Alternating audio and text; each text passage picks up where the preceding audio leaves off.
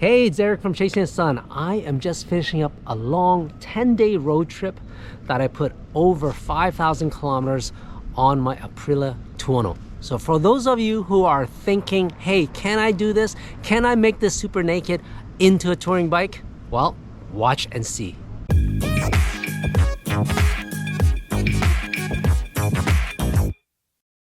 All right, I am in the beautiful Kootenays of BC.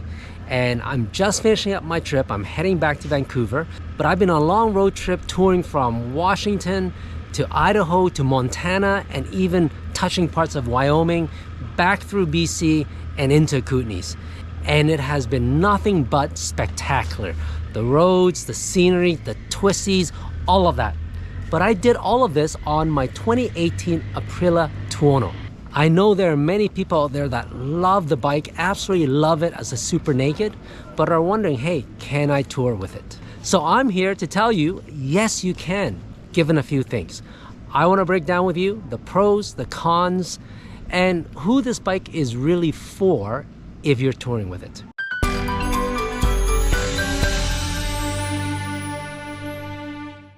Let's start with the pros. Those who know the Tuono know that it's just an amazing bike that's excellent handling, awesome in the twisties, lots of power, lots of torque. It's one of my favorite bikes that I've ever owned, and for very good reasons. So when I tour with this, I plan roads that are extra fun, extra twisty, because that's the type of riding that I like to do. And if you are the same, then this bike will make you grin cheek to cheek. When I'm hitting those twisties, carving those corners, I'm just like, damn, I'm so glad I brought this bike. And that's really the pros of it, is it's just such a great handling bike for the twisties. That's definitely a huge plus.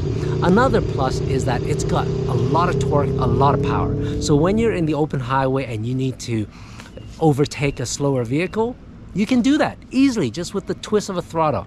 It's not a underpowered 900cc or 650cc bike that you had to plan all of that out. You can do this effortlessly. I don't even think about it, I just pass.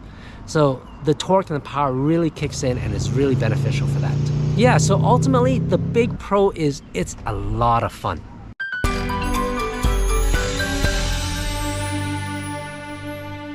Now let's get to the cons, because it's not all rosy.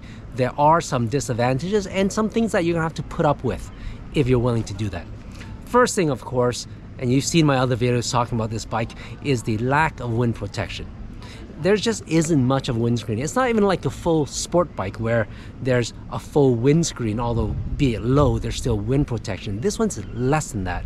I did a power bronze modification for a slightly larger windscreen already, but I'm not gonna lie to you, you still have to endure with the wind buffeting. And depending if you're a big guy or a small guy, that's gonna be worse. I'm a small guy, I'm 5'5", so my body isn't exposed. My buddies who jump on it just curse the heck out of it, and they're taller than me, so the wind's gonna hit them more. So that is one disadvantage for sure you have to consider if you're thinking about touring with this bike. Honestly, anything over 140 kilometers, which is like about 75 miles per hour, you're gonna start to feel that wind buffeting at you. So what you need to do is tuck. And of course, you can't tuck for too long because it's not comfortable, especially for touring. The other thing, of course, is because you don't have the protection, not only is the wind hitting you, also a lot of bugs, especially at those speed. So if you compare what's on my body versus what's on my buddies with the big touring windscreen, I get all the bugs on my jacket, my helmet, everywhere. That's just the inconvenience that you got to put up with. Now, the Tuono itself does not come with saddlebags, hard bags, factory. So you're gonna have to get either soft saddlebags, which do tend to flop around. What you could do is do what I did, and I made a custom side guard to push these saddlebags away and keep it in stay, and it's worked really well. It's worked up to really high speed, so I can't complain. If you want to watch that, you can click that video up there to go check that out. So what I do is I use a semi-rigid side bags that I have plus a tank bag, and that gives me enough storage, enough for 10 days at least for this round. Now, how about the ergonomics? Is that a compromise? For me, not really. Again, I'm a small guy, so the ergonomics of it does not bug me as much. But my buddies whose 6'3", 6'4", has sat on it, and it just looks like a small bike for them. I think physically it is a small bike. So the taller guys will have their legs more cramped. Compared to RSV though, I'd say that the rear sets are a little bit lower, so it's more comfortable than the Aprillia RSV Super Sport bike. Also, it has the riser handbar, so that's comfortable. You're able to sit upright a little bit more than the RSV. So the ergonomics itself, from my perspective, for my size, is not an issue. I actually don't get that tired. And even the seat itself, we've been putting 500, 600 kilometer days every single day for the last 10 days. And I have felt that even the stock seat is good enough for those kind of daily mileage. Another disadvantage with this bike is, of course, the fuel range. It's got, I think, 16 liters tank. So that gets me about 220 kilometers for the range. If I'm pushing hard, maybe 200. So that is one thing you have to work around. You have to gauge your mileage from the gas stops. And the problem with touring, of course, is a lot of times you're caught in the mountains and in the countryside with the small towns spread out. So make sure you don't miss a gas stop, because you may be left on the side of the road. So make sure you plan your gas stops well.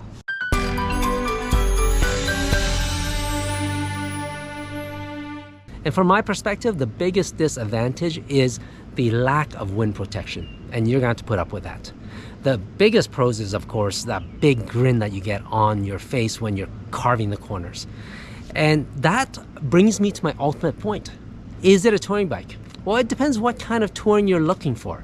If you are more of a sport bike rider, but like to tour and are willing to put up with the lack of wind protection for the precise corner carving scalpel that it is, then yes, it could be a touring bike. That's ultimately the sacrifice that I make in exchange for a great corner carving machine. So for those that like the twisties and like to make a journey out of it, do a few mods like I did and you're ready for touring.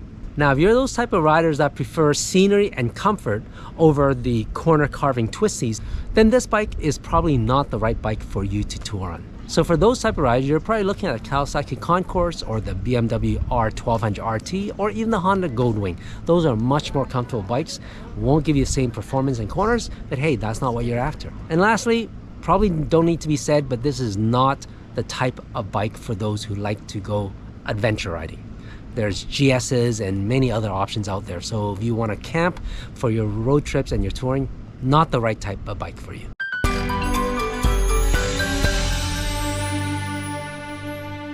Now, I guess the final question is, if you do like the sport type of riding and the corner carving, how long can this bike be comfortable for?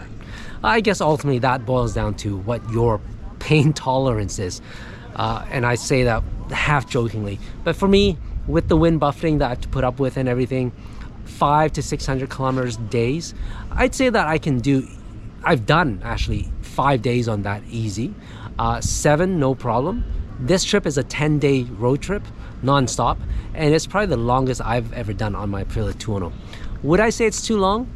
I'd say for me, it's okay, it's bearable. If I had a choice, I'd say the sweet spot is 7 days. 10 days is probably a little bit too long for my comfort. I'd say that 7 days is a sweet spot for a road trip on this bike. So there you have it, the Aprillia Tuono V4 1100 as a touring bike. So again, it depends on what you're willing to give up and sacrifice, because this is not the perfect sport bike, but it could be a sport bike if you like your twisties. I hope this video has helped you in deciding on if the Tuono is right for you or not. And if it's not, there's many other bikes out there, and that's the beauty of it. But I wanted to give you my honest opinion on why I keep on touring with my Aprillia Tuono. If you like this video and you like traveling and touring and motorcycles, make sure you subscribe to my channel, because that's what I cover. Love to see you in the next one.